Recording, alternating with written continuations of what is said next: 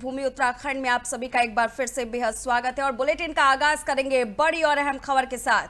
हरिद्वार में उत्तराखंड के मुख्यमंत्री पुष्कर सिंह धामी ने सिटी कंट्रोल रूम यानी कि सीसीआर में कावड़ मेला 2025 की तैयारियों को लेकर समीक्षा बैठक की है।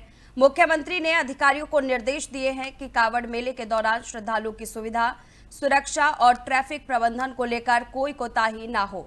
उन्होंने ये भी कहा है कि सभी विभाग आपसी समन्वय के साथ समयबद्ध तैयारियां सुनिश्चित करें।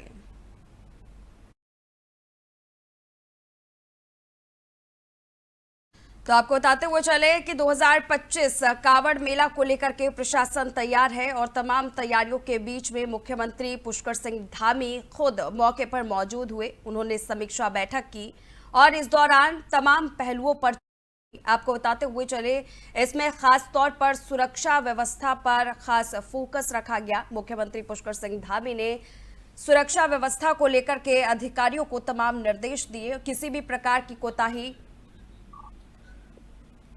बरतने पर सीधे सख्त सजा का ऐलान किया है। आगे की जानकारी के लिए हमारे साथ उत्तराखंड के ब्यूरो चीफ अजय पांडे जी हमारे साथ जुड़ चुके हैं। अजय जी, मुख्यमंत्री पुष्कर सिंह धामी लगातार तमाम तैयारियों का जायजा ले रहे हैं, खुद मौके पर पहुंच रहे हैं। अब सिटी कंट्रोल रूम में भी उन्होंने हाई लेवल मीटिंग की है। इस मीटिंग के दौरान क्या कुछ अहम रहा, अजय जी? देखिए प्रियंका, उत्तराखंड के हरिद्वार में आगामी 11 जुलाई से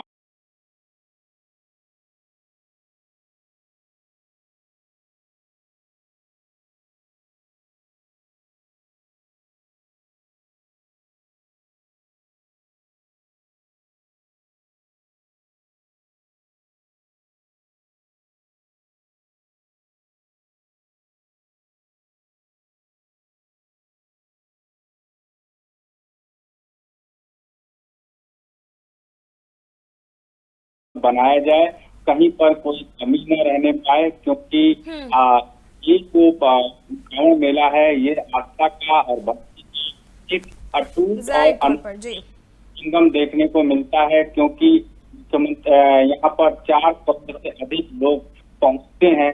ये 11 जुलाई से 23 जुलाई तक का ये आयोजन रहेगा। यहाँ पर गंगा जल लेने के लिए लोग आते हैं। हरिद्वार के बाद ऋषिकेश जाते हैं, नीलकंठ मंदिर में जाते हैं। ऋषिकेश में इसके अलावा हरिद्वार के कई शिवालय हैं, वहां जाते हैं। कुछ लोग उत्तराखंड के और कई विभिन्न स्थानों पर जाते हैं। कुछ लोग अपने अपने देशों में जहाँ से वो आए रहते हैं वहां पर जाकर शिवालयों में जलाभिषेक करते हैं। तो मुख्यमंत्री पुष्कर सिंह धामी ने आज अधिकारियों के साथ जो बैठक की, उसमें यही कहा है कि जो लोग कांवड़ यात्रा पर आ रहे हैं, कांवड़िए भक्तों का उत्तराखंड सरकार स्वागत करेगी और यहाँ से भक्त जो है वो सुखद अनुभव लेकर के जाए। और इसके साथ साथ कांवड़ को यात्रा को दिव्य और भव्य बनाने के लिए भी मुख्यमंत्री पुष्कर सिंह ने निर्देश दिए हैं। हेलीकॉप्टर से पुष्प वर्षा भी होगी कांवड़ियों को पर, और इसके अलावा पूरे रहेगा ये कांवड़ पट्टी पर जगह जगह पर कांवड़ियों के लिए तमाम तरह की व्यवस्थाएं भी की जाएंगी। जी अजय जी, कैंप को लेकर के भी जानकारी मिल रही थी कि कई सारे कैंप भी लगाए जाएंगे ताकि श्रद्धालुओं को जो है किसी भी प्रकार की परेशानी ना हो। उन कैंपों की जो तैयारी है वो जमीनी स्तर पर किस तरह की नजर आ रही है? देखिए प्रियंका, आमतौर पर हर साल इस तरह की व्यवस्थाएं की जाती रही हैं कि कांवड़िए विभिन्न प्रदेशों से आते हैं। उत्तराखंड के हुए जो तमाम इलाके हैं वहां से आते हैं और गंगा में जल लेने के लिए, यहाँ से कुछ जलाभिषेक लेकर के लिए अपने अपने गंतव्य में वापस आते हैं। ऐसे में उनके स्वास्थ्य को लेकर के प्रशासनिक अमला किस तरह से मुस्तैद है, क्योंकि जगह जगह पर मेडिकल कैंप लगाए जाएंगे। इसके अलावा उनको जानकारी देने के लिए कि किस तरह से उनकी यात्रा रहेगी, कैसे वो आए हैं और कौन कौन से जगह पर जाना है, इसलिए उनको तमाम तरह की जानकारियां उपलब्ध कराने के लिए कई जगह पर सेंटर बनाए जाएंगे ताकि वो वहाँ पर जाकर के पूछताछ कर सकते हैं। इसके अलावा कई जगहों पर लंगर इत्यादि की व्यवस्थाएं की जाएंगी। हालांकि कई समाज सेवी संस्थाओं की ओर से भी इस तरह की व्यवस्था की जाती है। सरकारी स्तर पर भी इस तरह की जो तमाम व्यवस्थाएं वो की जाएंगी। पेयजल की व्यवस्था की जाएगी और इसके अलावा अगर कोई कांवड़िया बीमार होता है या बाकी उसे किसी तरह की परेशानी होती है तो उसको मेडिकल कैंप तक पहुंचाने के साथ साथ अगर जरूरत पड़ी तो उनको और हायर सेंटर में भी भेजने की कवायद कैसे की जाए, इसको लेकर के पहले से तैयारी की गई है। तो कुल मिलाकर के जो कांवड़ मेला क्षेत्र जो रहेगा, इसमें प्रशासन से किस तरह से मुस्तैदी दिखाई जाएगी, किस तरह से पुलिस व्यवस्था रहेगी और सुरक्षा व्यवस्था को लेकर के भी उचित प्रबंध किए जा रहे हैं। यहाँ तक कि ड्रोन के माध्यम से पूरे एरिया में निगरानी रहेगी। मेला जोन कई सेक्टरों में और कई जोन में बटा रहेगा। सेक्टर मजिस्ट्रेट वहां पर तैनात रहेंगे। इसके अलावा पुलिस के जो तमाम अधिकारी हैं वो सब इन सारी चीजों की निगरानी करते रहेंगे ताकि कहीं पर भी किसी को भी किसी तरह की दिक्कत न होने पाए। तो कुल मिलाकर के हालांकि अधिकारियों की इससे पहले भी इसको लेकर के कई दौर की बैठकें हुई हैं और आज मुख्यमंत्री पुष्कर सिंह धामी हरिद्वार पहुंचे हैं। वहां पर उन्होंने अधिकारियों के साथ बातचीत की, उनको कई दिशा निर्देश दिए और ये कहा है कि ये आस्था का बहुत बड़ा संगम है ये कांवड़ मेला, क्योंकि इतने कम समय में 4 करोड़ के लगभग लोगों का पहुंचना अपने आप में बताता है कि इसकी कितनी दिव्यता, कितनी भव्यता बहुत है। बड़ा संगम इस बार होने वाला है। बिल्कुल। और अजय जी, अगर देखा जाए तो कावड़ मेला को लेकर के तमाम तैयारियां हो रही है, लेकिन अगर पिछले साल के आंकड़ों पर भी अगर नजर डाले तो कावड़ मेला के तैयारियों के बीच में कई सारी चूक हुई, खासतौर पर सुरक्षा के लिहाज से। इस बार भी अगर हम देखें तो अभी तो शुरुआत ही हुई है कावड़ को लेकर के, और उससे पहले ही ट्रक पलटने जैसे हादसे सामने निकल करके आ रहे हैं। सुरक्षा के मद्देनजर प्रशासन की तरफ से क्या कुछ व्यवस्थाएं जमीनी स्तर पर नजर आ रही है? अजय जी। देखिए, काफी महत्वपूर्ण बात यही है कि जो लोग यहाँ पर आते हैं जलाभिषेक के लिए, जल भरने के लिए, तमाम ऐसे लोग भी होते हैं जो आस्था के अलावा यानी कि जो पर्यटक के रूप में आते हैं वो अवश्य बनकर आते हैं। कई ऐसे रहते हैं जो हुड़दंग करना चाहते हैं। तो ऐसे लोगों पर किस तरह से कंट्रोल रखा जाएगा, क्योंकि देखिए पुलिस प्रशासन को ये नहीं चल पाता है कि कौन से ऐसे लोग हैं जो आस्था के लिहाज से आ रहे हैं और कौन से ऐसे लोग हैं जो हुड़दंग मचाने के लिए आ रहे हैं। सभी लोगों से प्रशासन के लोग अपील भी करेंगे वो ये जो आस्था और भक्ति का संगम है उसी के तहत यहाँ पर रहें और अगर कहीं बात की स्थिति बनती है तो उसको बहुत संक्षेप में निपटाने का प्रयास करें। कई ऐसे लोग भी होते हैं जो जंग मचाना चाहते हैं तो उनके ऊपर भी सख्त कार्रवाई की जाएगी, इसकी पहले से तैयारी कर ली गई है। इसके अलावा देखिए ट्रैफिक जो रूट है उसको डाइवर्ट भी किया जाएगा कई जगहों पर ताकि जो कांवड़िए हैं उनके साथ की दिक्कत ना हो, आवागमन बाधित ना हो। बिल्कुल बिल्कुल जी। अजय जी, एक छोटी सी जानकारी और चाहेंगे आपसे। जो कावड़ मेले को लेकर के तमाम तैयारियां चल रही हैं, उन तैयारियों के बीच में जिहाद का नाम भी काफी ज्यादा जोड़ा जा रहा है। प्रशासन का कहना है कि इस बार किसी प्रकार का कोई जिहाद नहीं चलेगा। एग्जाम्पल के तौर पर थूक जिहाद का नाम जो है वो बहुत बार सामने निकल करके आया है। इसको लेकर के किस तरह का जो है एक पैरामीटर तैयार किया गया है प्रशासन की तरफ से, कोई जानकारी इसको लेकर के सामने आई है? देखिए प्रियंका, जहाँ तक इस तरह के जो मामले हैं वो जगहों पर देखने और सुनने को मिले हैं, लेकिन जहाँ पर इस तरह के मामले आए हैं ऐसे लोगों के ऊपर सख्त कार्रवाई भी की गई है। अब उत्तराखंड सरकार ने एक पहल की है और ये कहा है कि जो लोग इस क्षेत्र में अपना रोजगार कर रहे हैं यानी खान पान के वस्तुओं को लेकर के ढाबा चला रहे हैं, होटल चला रहे हैं, उन सभी लोगों को अपना जो लाइसेंस है उसको दिखाना होगा। वो बड़े बड़े अक्षरों में ऐसे जगह लगाना होगा ताकि जो लोग भी आए वो उसको देख सकें, जान सकें। ऐसे में उनका नाम क्या है, कौन है, इसके बारे में पूरी जानकारी रहेगी और जो लोग ऐसा नहीं करेंगे उनके खिलाफ सख्त कार्रवाई की जाएगी। इसको लेकर मुख्यमंत्री काफी सख्त नजर आ रहे हैं और उन्होंने अधिकारियों को इसके लिए सख्त निर्देश भी दिए हैं। बिल्कुल, बेहद शुक्रिया अजय जी हमारे साथ जुड़ने के लिए और तमाम जानकारी साझा करने के लिए।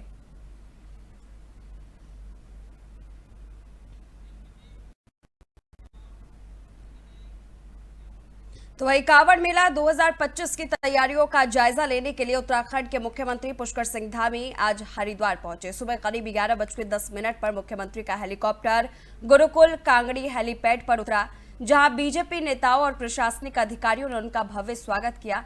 इसके बाद मुख्यमंत्री सीसीआर टावर के लिए रवाना हुए, जहां वे कांवड़ मेला व्यवस्थाओं को लेकर अहम समीक्षा बैठक की, जिस पर अभी हमने चर्चा भी की है। इस बैठक में सफाई, स्वास्थ्य, लाइटिंग, शौचालय की स्थिति और अन्य मूलभूत व्यवस्थाओं पर चर्चा की गई। मुख्यमंत्री घाटों और कांवड़ मार्ग पर लगे सीसीटीवी कैमरों के जरिए फील्ड की स्थिति का फीडबैक भी लिया गया। बैठक के बाद मुख्यमंत्री ने बताया जा रहा है कि 1:30 के समय पर हेलीकॉप्टर से देहरादून के लिए रवाना हुए थे।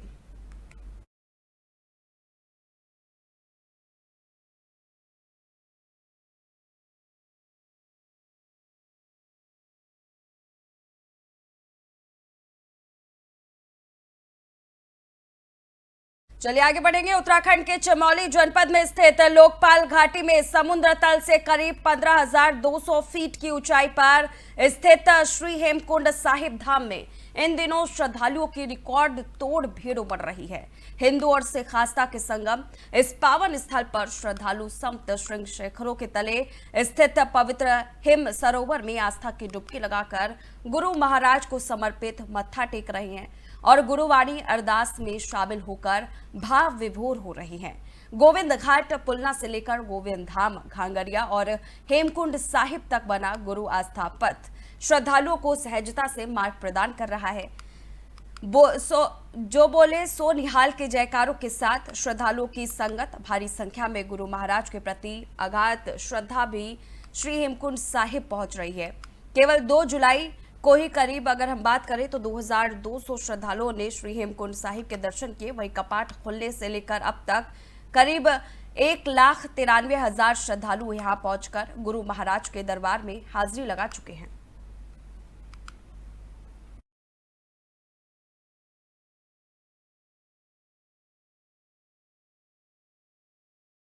तो वही उत्तराखंड में क्षेत्रीय संपर्क और आवागमन के लिए बनाए गए सभी पुलों का मानसून सीजन से पहले ही ऑडिट किया जा रहा है, ताकि बारिश के दौरान किसी प्रकार की बाधा न आए। लोक निर्माण विभाग के मुख्य अभियंता राजेश शर्मा ने जानकारी साझा की। उन्होंने कहा है कि प्रदेश के कुल 3,451 पुलों में से 2,496 पुलों की ऑडिट पूरी हो चुकी है, जबकि बाकी पुलों की जांच जारी है। इसके अलावा 280 किलोमीटर लंबी नंदा देवी राजजात यात्रा मार्ग पर पड़ने वाले सभी पुलों का भी सरकार द्वारा ऑडिट किया जा रहा है। ये कदम इसलिए जरूरी है क्योंकि साल 2026 में नंदा देवी राजजात यात्रा होने वाली है और इस दौरान सभी रास्तों के साथ ही पुलों की स्थिति सुरक्षित और दुरुस्त होगी। प्रशासन की तैयारी यात्रियों की सुरक्षा और निर्बाध आवागमन सुनिश्चित करने के लिए अहम मानी जा रही है। तो हमारी नंदा राज जाते यात्रा में जो मुख्य हमारे 3 मार्ग हैं, वो एक आदिरी बद्री नौटी है, एक हमारा नंदप्रयाग नंदा नगर घाट सुतौल कनौल है, और तीसरी जो मार्ग है, जो इम्पोर्टेंट मार्ग है, बड़ा मार्ग है, वो है ग्वालदम नंदकेसरी। इन तीनों स्टेट हाईवेज पर जो हमारे ब्रिजेस पड़ते हैं, उसमें से एक ग्वालदम नंदकेसरी पर पड़ता है, 14 हमारे थराली देवाली मुंदोल वाण पर हैं, और 10 हमारे ब्रिज जो है नंदप्रयाग नंदा नगर घाट सुतौल कनौल पर है। नंदप्रयाग नंदा नगर घाट सुतौल कनौल में जो 10 ब्रिजेस, उसमें 8 ब्रिजेस जो हैं वो हमारे वर्ल्ड बैंक के अंतर्गत स्वीकृत हैं, जिस पर निर्माण कार्य भी चल रहा है।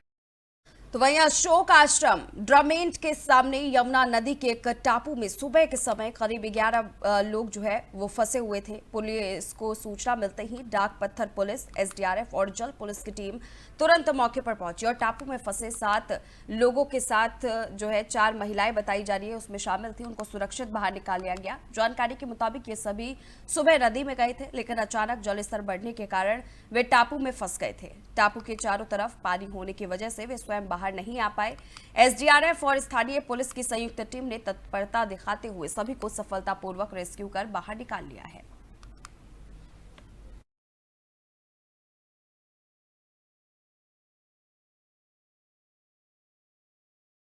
तो वहीं सीएम धामी ने सख्त नीति के तहत सरकार की भूमि पर अतिक्रमण के खिलाफ लगातार कार्रवाई को अंजाम दिया है।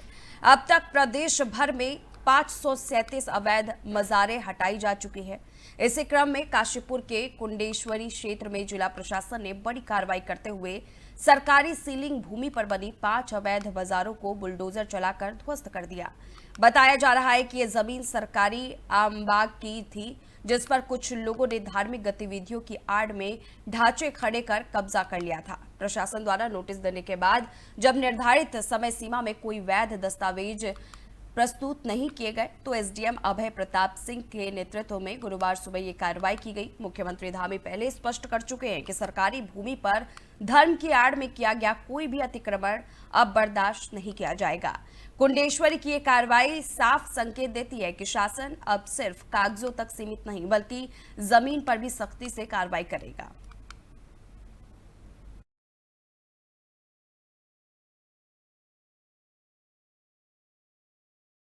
साथ एक बार फिर से जुड़ चुके हैं अजय जी। धर्म की आड़ में लगातार हम देख रहे हैं, सिर्फ एक प्रदेश नहीं तमाम देश के अन्य प्रदेशों में भी यही हालात है कि अतिक्रमण किया जाता रहा है, लेकिन उत्तराखंड प्रशासन इस पर पूरी सख्ती के साथ कार्रवाई कर रही है। देखिए प्रियंका, उत्तराखंड सरकार ने एक बड़ा संदेश दिया है कि सरकारी जमीनों पर की आड़ में जो कब्जे हैं उसको बर्दाश्त नहीं किए जाएंगे। देहरादून, हरिद्वार, उधम सिंह नगर सहित विभिन्न जगहों पर कुल मिलाकर के 537 अवैध मजारों को समय तोड़ा गया है। अब तक की जो कार्रवाई हुई है और मुख्यमंत्री धामी ने अपने अधिकारियों को ये निर्देश दिए हैं कि पूरी जांच पड़ताल करने के बाद अगर ये पाया जाता है कि अवैध रूप से सरकारी जमीन पर कब्जा किया गया है तो वहां पर अधिकारी कोई कोताही न बरतें और त्वरित कार्रवाई करते हुए ध्वस्तीकरण की कार्रवाई करें। और अब यही रहा है कि इस चीज को लेकर के प्रशासनिक अमला जो है काफी मुस्तैद नजर आ रहा है। देहरादून में देहरादून शहर, इसके अलावा विकास नगर में, हरिद्वार के विभिन्न जगहों पर, उधम सिंह नगर के विभिन्न जगहों पर, आज काशीपुर में कुल मिलाकर के 537 अवैध मजार हैं ध्वस्त किए गए हैं। सरकार की ओर से पहले जो अधिकारी हैं वो उनके कागजात मांग रहे हैं कि अगर मजार बने हैं उनके कागजात कैसे हैं, जो सही पाए जा रहे हैं उनको छोड़ा नहीं जा रहा है, लेकिन जो गलत है उनके खिलाफ सख्त एक्शन दिया जा रहा है। और मुख्यमंत्री धामी ने साफ शब्दों में कहा है कि धर्म की आड़ में किसी भी सूरत सरकारी जमीनों पर कब्जा बर्दाश्त नहीं किया जाएगा। हालांकि तमाम जगहों पर इस बात को लेकर के विरोध भी हुए हैं, लेकिन जहां की कार्रवाई हो रही है, जहां ये देखा जा रहा है कि अवैध रूप से कब्जे किए गए हैं, वहां पर प्रशासन सख्त कार्रवाई कर रहा है। और मुख्यमंत्री धामी ने अधिकारियों को यही कहा है कि जो किसी की विनम्रता चाहे साफ हो चाहे जैसी भी हो, वो वहां पर जा करके सरकारी जमीन पर कब्जा कर रहा है तो ऐसे लोगों के खिलाफ कार्रवाई करने से कोई पीछे ना। इसके अलावा ये जो पूरी जो कार्रवाई हो रही है इससे साफ है कि एक दृढ़ इच्छा शक्ति के चलते सरकारी जमीनों पर अवैध रूप से कब्जे कर रहे हैं उसको हटाया जा सकता है। सिर्फ ये मजार ही नहीं, अन्य जगहों पर अन्य सरकारी संपत्तियों पर लोग मकान बना करके रह रहे हैं, लोग कब्जा कर रहे हैं, उनके खिलाफ मुख्यमंत्री पुष्कर सिंह धामी सख्त एक्शन ले रहे हैं। तो इससे ये भी साफ हो रहा है कि मुख्यमंत्री धामी का कहना है कि सभी लोग बराबर हैं, किसी के पक्ष में कोई ऐसी कार्रवाई नहीं होगी, किसी के विपक्ष में इस तरह की कार्रवाई ना हो कि लोग एक दूसरे को लेकर के कहें कि एक पक्ष की कार्रवाई हो रही है। उन्होंने कहा है कि जो नजर आ रहा है, जो भी गलत है उसके खिलाफ सख्त एक्शन लिया जा रहा है। और इसी वजह की वन विभाग की भूमि है, अन्य सरकारी जमीनें हैं, चाहे नगर पालिका या नगर निगम की जमीनें हैं, उन पर अवैध रूप से जो भी कब्जे किए जा रहे हैं उन कब्जों को ध्वस्त किया जा रहा है, उनको तोड़ा जा रहा है। बेहद शुक्रिया अजय जी हमारे साथ जुड़ने के लिए और तमाम जानकारी साझा करने के लिए।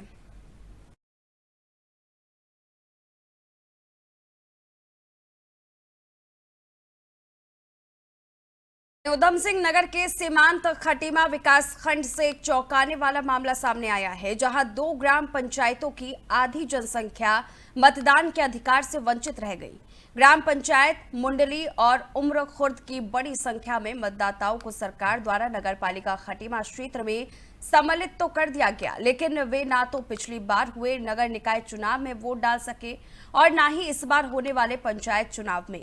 मुंडली के लगभग 500 और उम्र खुर्द के करीब 700 मतदाता अभी भी असमंजस की स्थिति में हैं। भारत के नागरिक होने के नाते मतदान का अधिकार सभी को प्राप्त है, लेकिन यह पहली बार है जब खटीमा विकास खंड में आधी आबादी इस बुनियादी अधिकार से वंचित रह गई है। ग्रामीणों की चिंता सिर्फ मतदान को लेकर नहीं, बल्कि उनका कहना है कि अब विकास कार्य भी थम गए हैं और अगर उन्हें जन्म प्रमाण पत्र, मृत्यु प्रमाण पत्र या परिवार रजिस्टर की नकल जैसी जरूरी दस्तावेजों की जरूरत पड़े तो वे आखिरकार किस अधिकारी के पास जाएं।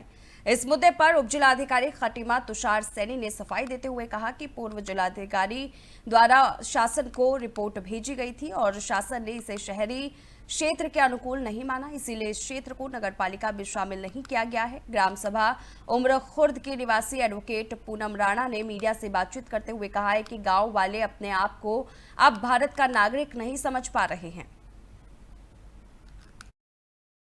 मामला जो है वो संज्ञान में आया था कि मुंडेली में 650 और उम्र खुर्द में 750 लोग जो है वो जो नामांकन है जो हमारी वोटर लिस्ट है उसमें सम्मिलित नहीं है। और इस मामले में तत्कालीन जिलाधिकारी द्वारा जांच की गई थी और जांच में जो है वो रिपोर्ट वो उच्च स्तर पर भेजी गई है, जिसमें उनके द्वारा इसका जो है वो इनको सम्मिलित करने के लिए नगर पालिका में भी एक जो सुझाव दिया गया है।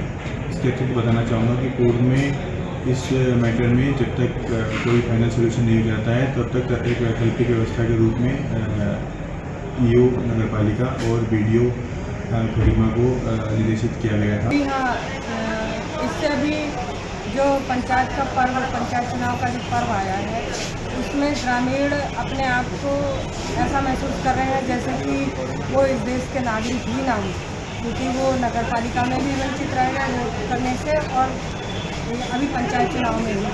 दूसरा, विकास कार्य की बात करें तो विकास कार्य तो बाधित होगा ही होगा, साथ में इस समय पंजीकरण की समस्या हो रही है, जैसे कि मृत्यु प्रमाण पत्र और जन्म प्रमाण पत्र।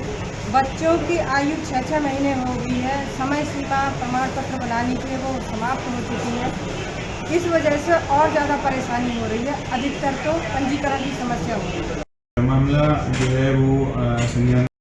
तो वहीं उत्तराखंड के मुख्यमंत्री पुष्कर सिंह धामी ने हरिद्वार में गंगा घाट पर स्वच्छता अभियान में भाग लिया। मुख्यमंत्री ने खुद घाट की सफाई करते हुए लोगों को स्वच्छता और गंगा संरक्षण का संदेश दिया। उन्होंने आमजन से भी आह्वान किया है कि वे नदियों की स्वच्छता बनाए रखने में सक्रिय भागीदारी निभाएं।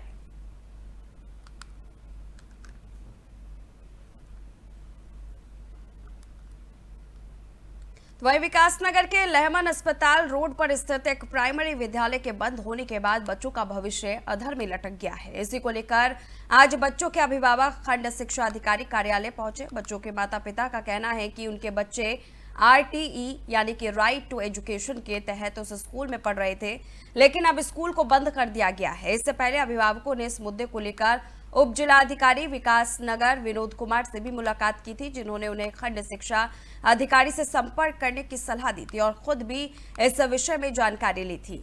अब अभिभावकों की मांग है कि उनके बच्चों का एडमिशन किसी अन्य स्कूल में RTE के तहत कराया जाए। अब देखने वाली बात यह होगी कि क्या शिक्षा विभाग कोई त्वरित निर्णय लेने पर इस पर आतुर होगा या नहीं। ये अपने बच्चे के लिए आए हुए RTE के एडमिशन के लिए कि हमारा स्कूल जो बंद हो चुका है उसके लिए हमें दूसरे स्कूल में एडमिशन दिलाया जाए। तो कल हम SDM जी के पास गए थे, तो उन्होंने हमें आज यहाँ पे भेजा था शिक्षा विभाग। तो शिक्षा विभाग ने हमें 3 दिन का टाइम दे रखा है कि 3 दिन बाद देखते हैं कि क्या होता है, कि कोशिश कर रहे हैं शिक्षा विभाग अपनी तरफ से कि एडमिशन हो जाए RTE के थ्रू आपके बच्चे का। क्या आश्वासन मिला आपको यहाँ से? हमें ये आश्वासन मिला कि हो सकता है कि 50% हो भी सकता है, 50% नहीं भी हो सकता है। अपनी तरफ से हम कोशिश कर रहे हैं, आगे हम एप्लीकेशन भेज रहे हैं देहरादून शिक्षा विभाग में। तो वहां से देखो 3 दिन का टाइम दे रखे हैं, क्या होगा ये तो हमें भी नहीं पता। लगभग कितने बच्चे पढ़ते थे और 8वीं में, और कहाँ कौन से स्कूल से? बच्चे तो यहाँ पे 15-20 बच्चे पढ़ते थे, लेकिन अब ये कि थोड़े कुछ निकल गए, लेकिन अब 12-13 बच्चे हैं यहाँ पर। और स्कूल कहाँ पे थी, क्या नाम था स्कूल का? ये स्कूल पड़ता है हमारा लेमन रोड एटनबाग में, और स्कूल का नाम है सेंट मोनफोर्ड इंटरनेशनल स्कूल। आपका नाम? मेरा नाम रीना वर्मा। ये अपने बच्चे के लिए आए हुए आरटी के एडमिशन के लिए कि हमारा स्कूल जो बंद हो चुका है उसके लिए हमें दूसरे स्कूल में एडमिशन दिलाया जाए। तो कल हम एसडीएम जी के पास गए। तो फिलहाल इस खास बुलेटिन बस इतना ही, रुकेंगे एक छोटे से ब्रेक के लिए। ब्रेक के उस पार खबरों का सिलसिला जारी है।